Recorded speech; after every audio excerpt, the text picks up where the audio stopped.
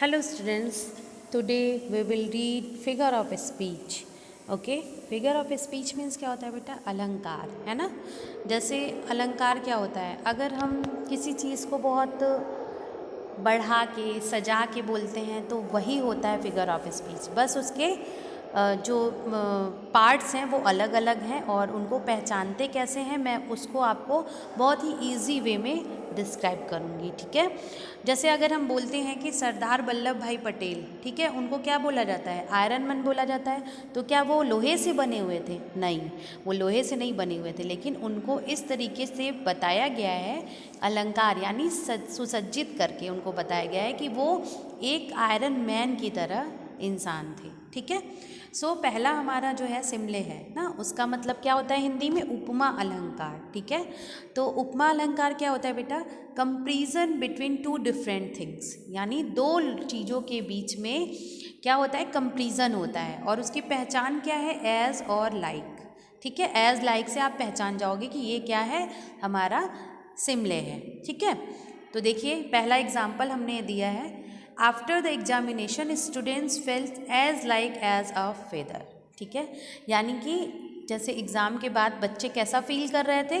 अपने आप को ऐसा फील कर रहे थे जैसे कि वो एकदम पंख की तरह हो गए, यानी हल्का फील कर रहे थे, ठीक है। तो अब यहाँ पे ये आप देख रहे हो कि एग्ज़ाम को किस तरीके से स्टूडेंट्स कैसा फील कर रहे हैं एग्ज़ाम को लेके। एग्ज़ाम हो गया तो वो अपने आप को हल्का फील कर रहे हैं। तो यहाँ पे देखिए पहली बात ये है कि आपकी पहचान क्या होती है? एज से। और कंपैरिजन हो रहा है ना, कैसा हो रहा है? एग्ज़ाम और फेदर, ठीक है। तो इस तरीके से ये हो गया। सेकेंड आपका क्या है?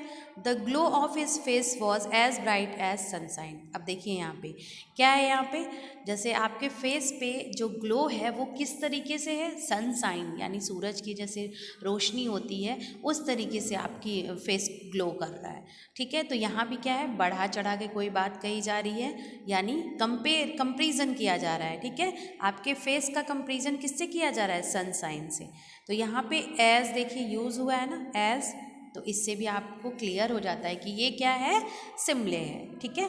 सेकेंड बेटा पर ये आपका आता है मेटाफर आता है, जिसको बोलते हैं रूपक अलंकार। इसका क्या है? एन इम्प्लाइड सिमले, कंपैरिजन नहीं होता है इसमें, ठीक है।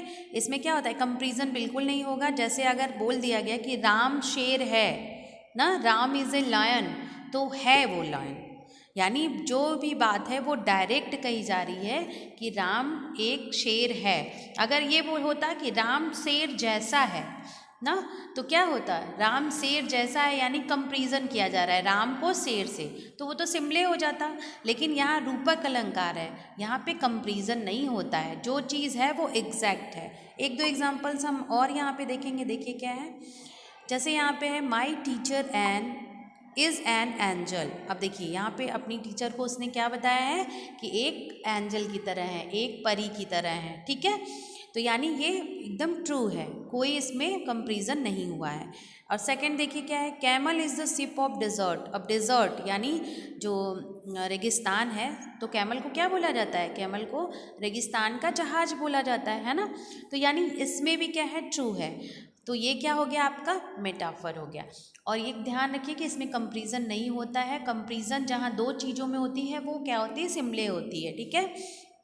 थर्ड हमारा आता है एल्ट्रेशन, यानी अनुप्रास अलंकार। Having the same first consonant sound. ध्यान रखना, एक शब्द का बार बार आना। इसीलिए मैंने हिंदी मीनिंग भी लिख दी है कि आपको बाद में प्रॉब्लम ना हो। ये नोट्स आप जब भी देखोगे आपके लिए बहुत ईजी हो जाएगा समझना फिगर ऑफ स्पीच को, ठीक है।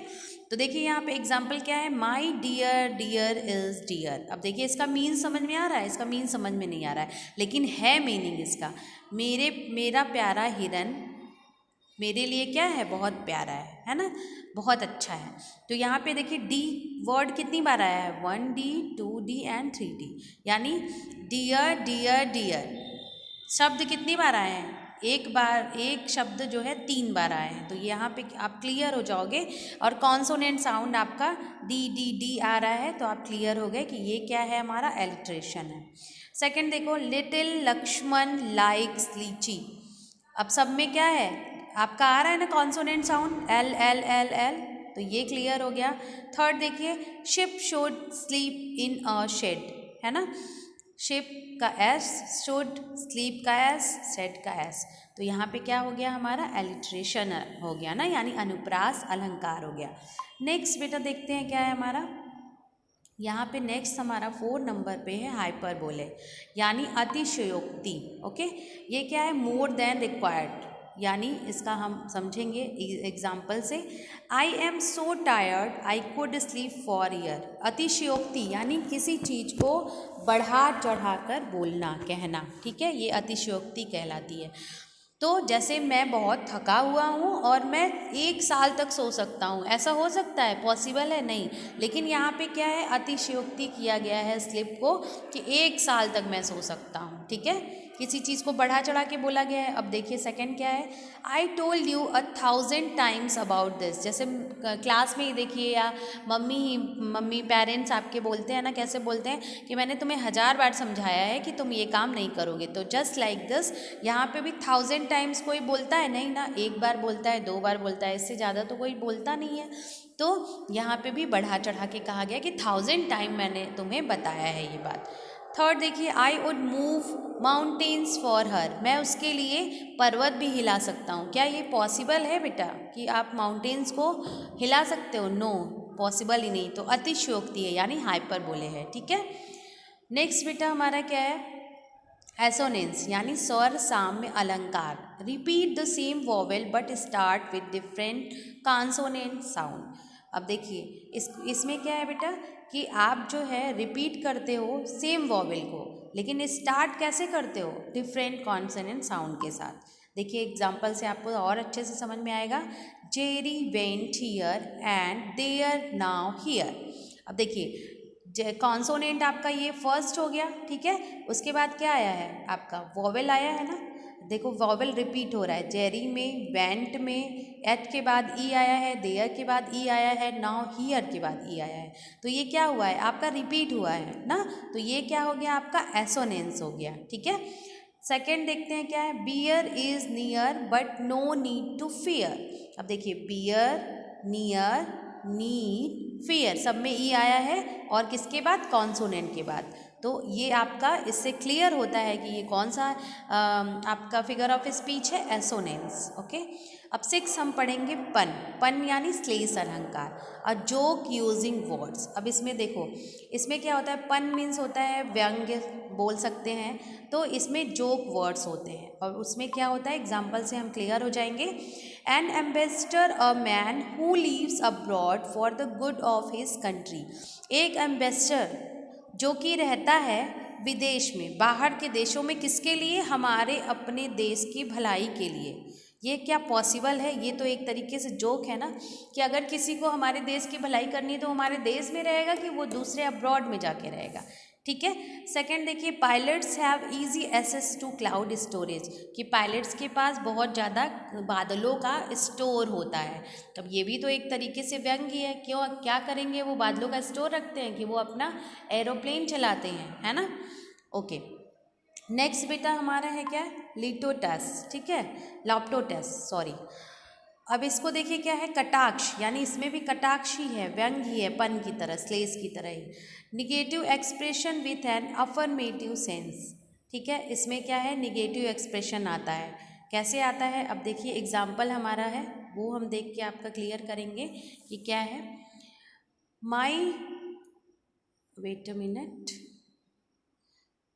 You are not beauty queen. Okay, अब देखिए कटाक्ष यानी व्यंग होता है, सटायर होता है। सटायर क्या होता है, सटायर तभी इंसान बोलता है जब कोई चीज़ सामने अच्छी ना हो और उस पर हम बोलते हैं, जैसे कि तुम कोई ब्यूटी क्वीन नहीं हो, ठीक है, कोई बोलता है यानी कोई अच्छा नहीं है और वो रेडी हो रहा है तो लोग बोलते हैं तुम ब्यूटी क्वीन थोड़ी हो, तो ये क्या हो गया, ये कटाक्ष ही हो गया, यानी वो अच्छी नहीं है तो उसको ब्यूटी क्वीन बोल रहे हैं, ठीक है। नेक्स्ट देखिए क्या है, एक हमारा एग्जाम्पल और देखते हैं। Virat Kohli is not an ordinary batsman, यानी विराट कोहली जो है वो कोई साधारण बैट्समैन नहीं है, तो ये क्या है, ये कटाक्ष ही है कि भाई वो तो साधारण बैट्समैन नहीं है लेकिन वो अच्छा है ना, लेकिन इसके पीछे एक अच्छाई भी छुपी हुई है, ठीक है। नेक्स्ट देखिए रेपिटेशन आता है, repeat the same words or phrases, कोई वर्ड्स को बार बार या फ्रेज को बार बार रिपीट करना। जैसे एग्जांपल देखिए, I felt happy because I saw the others happy and because I knew I should feel happy. अब ये इसमें क्या ज़्यादा बार बार आया है, कौन सा वर्ड आया है? आई थिंक हैप्पी आया है, आप लोग इजीली देख सकते हो, है ना। तो ये आपका क्या हो गया? रिपीटेशन हो गया। नेक्स्ट आपका आता है पर्सनिफिकेशन, मानवीकरण अलंकार। ठीक है, क्या है ये? When an animal, bird, idea और an object is seen in human terms. ठीक है, कोई पक्षी, कोई जानवर, कोई विचार, कोई ऑब्जेक्ट जो है वो आया है और वो किस तरीके से पेश किया गया है? जैसे कोई इंसान हो। जैसे देखिए एक एग्जाम्पल से क्लियर होगा, the fire swallowed the entire forest, यानी आग ने पूरे जंगल को क्या किया? सॉलो कर लिया। ठीक है ना। तो क्या जंगल को, आग जो है जंगल को खा जाएगा? नहीं, जलाता है। लेकिन यहाँ पे इसको इस ढंग से पेश किया गया है कि आप जो है समझ जाएंगे कि ये क्या है, हमारा पर्सनिफिकेशन हो गया। ठीक है। नेक्स्ट क्या है? You should keep working hard, opportunities are knocking at your door. अब यहाँ पे क्या है बेटा, आपको कोई वर्क, जैसे अपॉर्चुनिटी आपको मिलती है कभी, तो बोलते हैं ना कि अवसर आपके घर के द्वार पे नॉक कर रहा है। ठीक है, तो आपका जो हार्ड वर्क है उसको देख के अवसर आपके द्वार पे नॉक कर रहा है। यानी क्या आता है, कोई जॉब आती है क्या खटखटाने? नहीं ना, हमें तो सर्च करनी पड़ती है। तो ये क्या हो गया आपका? एक तरीके से मानवीकरण अलंकार हो गया। यानी उस जो अपॉर्चुनिटी है उसको उन्होंने क्या किया? ह्यूमन बीइंग की तरह बताया कि वो आके डोर पे नॉक कर रहा है। तो क्लियर हुआ ये चीज़। नेक्स्ट हमारा है पैराडॉक्स, यानी विरोधाभास। A statement that is contradictory it itself makes a reader to think it an innovative way. Okay, अब देखिए यहाँ पे क्या है कि स्टेटमेंट है जो जिसमें contradictory itself makes a reader to think an innovative way. कुछ चीज़ों को जो है थोड़े से अलग ढंग से पेश करना, विरोधी होंगे, एक दूसरे के कंट्राडिक्ट होंगे, कंपैरिजन इसमें भी होगा। ठीक है, क्या विरोध होगा।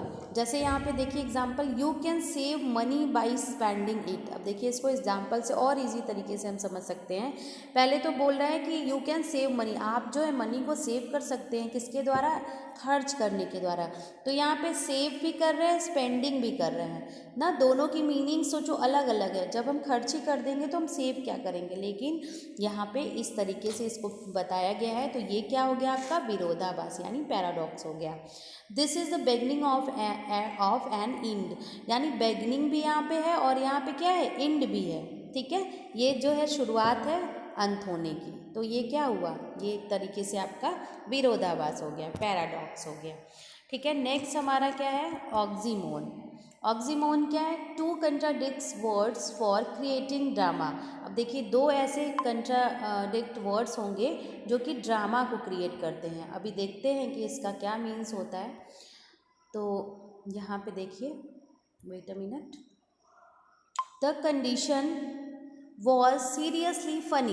अब देखिए यहाँ पे क्या बोल रहा है? ड्रामा की तरह बोला जा रहा है। एक तो सीरियसली भी है और दूसरा क्या है? फ़नी भी है। यानी दो कंट्राडिक्ट हो गए ना, सीरियसली और फ़नी। यानी ये बहुत ज़्यादा जो कंडीशन है वो कैसी है? बहुत ही सीरियसली फ़नी है, बहुत ही ज़्यादा मजाकिया, यानी सच में है। लेकिन यहाँ पे दो अपोजिट वर्ड्स आ गए। तो जो ड्रामा की तरह बोला जाता है, सीरियसली फ़नी। ठीक है, ये हो गया। सेकंड देखिए, do you have the original copies. यहाँ सही बात बोल रहे हैं कि क्या आपके पास ओरिजिनल कॉपी है। लेकिन यहाँ क्या हो गया? वर्ड्स हो गया, ओरिजिनल भी और कॉपीज़ भी। ओरिजिनल चीज़ तो साक्षात एकदम सही होती है ना, रियल, और कॉपीज़ यानी डुप्लीकेट। लेकिन यहाँ पे दोनों वर्ड्स को एक ड्रामेटिक वे में पेश किया गया है, बताया गया है। ठीक है, नेक्स्ट क्या है? क्लाइमैक्स है, series of idea and ascending order. जो भी सीरीज़ है वो असेंडिंग ऑर्डर में आती है, उसको हम क्या बोलते हैं? क्लाइमैक्स। जैसे देखिए, अब life, liberty and the pursuit of happiness. पहले लाइफ आती है, फिर लिबर्टी आती है, स्वतंत्रता, फिर तलाश करते हैं हैप्पीनेस की, है ना। तो ये क्या है? सीरीज़ है पूरा। ठीक है, असेंडिंग ऑर्डर, ये हो गया आपका क्या? क्लाइमैक्स। नेक्स्ट देखिए, look up in the sky. पहले ऊपर देखो, लुक देखो आसमान में। कहाँ पे देखो, आसमान में, इट इज़ बर्ड, देखो बर्ड है, फिर क्या दिखा, प्लेन दिखा। यानी एक सीरीज में असेंडिंग आर्डर में सारी चीज़ें प्रॉपर वे में है, तो वो क्या हो जाएगा आपका, ये हो जाएगा आपका क्लाइमैक्स, ठीक है, सीरीज में हो गया। फिर एक दो और एग्जांपल्स हैं जो आपको मैं बता रही हूँ। नेक्स्ट है ही केम, ही फॉट, ही कॉन्कर्ड, यानी वो आए, वो लड़े और वो जीते। तो ये क्या है, एक सीरीज हो गया ना, आइडियाज़ का सीरीज है, और वो भी किस में, असेंडिंग ऑर्डर में। नेक्स्ट देखिए एंटी क्लाइमेक्स, यही से तुरंत जो है इसका टर्न हो जाएगा, उल्टा हो जाएगा। क्या होगा, series of idea is an descending order. अब देखिए स्टार्ट फ्रॉम इम्पोर्टेंट पर्सन, अब ये क्या होता है, इम्पोर्टेंट पर्सन से स्टार्ट होता है और फिर सब जो इम्पोर्टेंट नहीं है उस पर ख़त्म होता है। एग्जाम्पल से हम क्लियर हो जाएंगे। देखिए क्या है, ही लॉस्ट हिज फैमिली, उसने क्या किया, पहले उसकी फैमिली लॉस्ट हो गई इसी में ना। ही हिज क्या है, हिज कार, फिर उसके बाद क्या लॉस हुआ है, उसकी कार लॉस हुई, and his cell phone, last में जो नॉन इम्पॉर्टेंट मतलब बहुत इम्पॉर्टेंट नहीं है तो वो क्या हुआ, उसका सेल फोन हुआ। तो देखिए डिसेंडिंग ऑर्डर में ये यहाँ से स्टार्ट हुआ, ठीक है। नेक्स्ट हमारा एक लास्ट है जो इमेजनरी बोलते हैं इसको, कल्पना, ठीक है, इमेज करना ना, इमेजिन जैसे बोलते हो ना। तो इसमें क्या है, साउंड, कलर और टेस्ट, इससे आप जो है इमेज कर सकते हो, इमेजिन कर सकते हो। अब देखिए कैसे, जैसे मैंने एक हिंदी में लिखा हुआ है यहाँ पे देखिए, वहाँ पर मैं गया तो मुझे फूलों की खुशबू आ रही है, ये क्या है, इमेजिन करना ही हो गया ना। कल्पना कर रहे हैं कि अब मैंने वो गुलाब जामुन जब खाया तो बहुत ही ज़्यादा क्या था, बहुत ही ज़्यादा स्पाइसी था, सॉरी बहुत ज़्यादा टेस्टी था, बहुत स्वीट था, है ना। तो इस तरीके से हम क्या कर सकते हैं, वो ये कल्पना ही है। तो इस तरीके का अगर कभी भी आपके पास वर्ड्स आते हैं, सेंटेंस आते हैं, तो आप ये तुरंत समझ जाओगे कि ये क्या इमेजनरी है, ठीक है। सो स्टूडेंट्स, ये फिगर ऑफ स्पीच आपका कंप्लीट होता है, figure of speech, and I hope कि आपको ये अच्छे से समझ में आया होगा। Thank you, bye bye.